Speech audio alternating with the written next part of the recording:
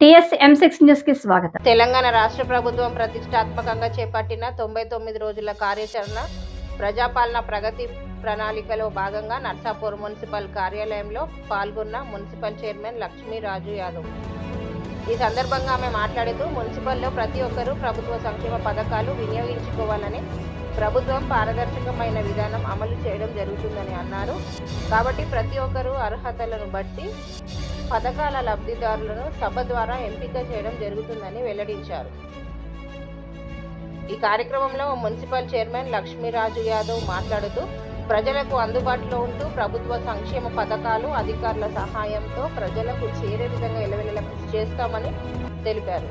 ఈ కార్యక్రమంలో Narsapur municipal counsellors, విద్యుత్ శాఖ, ఆశా వర్కర్లు, వైద్య అధికారులు, సివిల్ సప్లై అధికారులు, రెవెన్యూ సిబ్బంది, రేషన్ డీలర్లు, పోలీస్ సిబ్బంది మరియు అధిక సంఖ్యలో ప్రజలు పాల్గొన్నారు.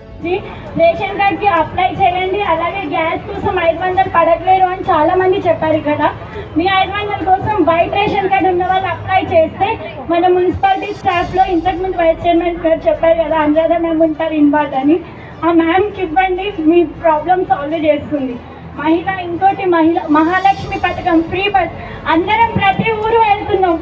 ఇంతకు ముందు ఏంటంటే ఎవరన్నా ఇవ్వండి ఉంటారా, వెళ్దాము, మన వెహికల్ ఉందా, చార్జెస్ వెళ్ళాలి అని ఆలోచించే వాళ్ళం. కానీ ఇప్పుడు మనకంటూ గుర్తింపు కార్డు ఉంది, ఆధార్ కార్డు, అది పట్టుకుంటాం. ఎక్కడికంటే జాతరకు వెళ్తున్నాం, టెంపుల్స్కి, ఉద్యోగాలకు వెళ్తున్నాం, స్కూల్ పిల్లలు వెళ్తున్నాం. రీసెంట్గా మొన్న బస్ డిపోలో ఒక మీటింగ్ అయింది.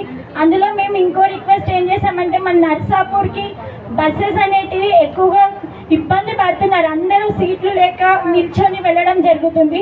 కొంతవరకు కొత్త బస్సెస్ ఇవ్వాలని మనం బస్ డిపార్ట్మెంట్కి చెప్పాము. వాళ్ళు రాబోయే ఈ 1 month 2 monthsలో ఇంకో 12 to 15 బస్సెస్ ఏర్పాటు చేస్తా అన్నారు.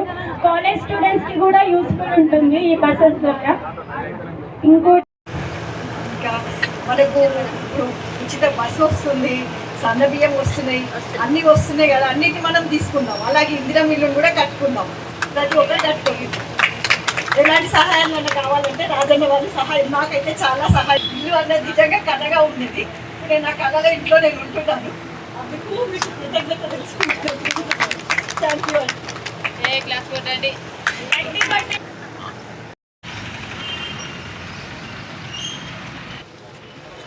మహాలక్ష్మి పథకం అనేది ప్రభుత్వం మాకు అనుమతి ఇచ్చిన వెంటనే 24 గంటల్లో మేము ఈ పథకాన్ని ప్రారంభించి సక్సెస్ఫుల్గా అమలు చేస్తున్నాం. ఇంతకుముందు బస్సులో ప్రయాణికుల సంఖ్య చాలా తక్కువగా ఉండేది.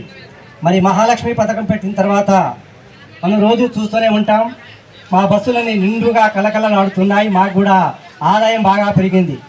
మరి ఈ కార్యక్రమంలో మీరందరూ ఫ్రీ బస్సు పథకాన్ని వినియోగించుకుని మాకు ఆర్థికంగా లాభం చేకూర్చిన వాళ్ళు మీ అందరికీ ధన్యవాదాలు.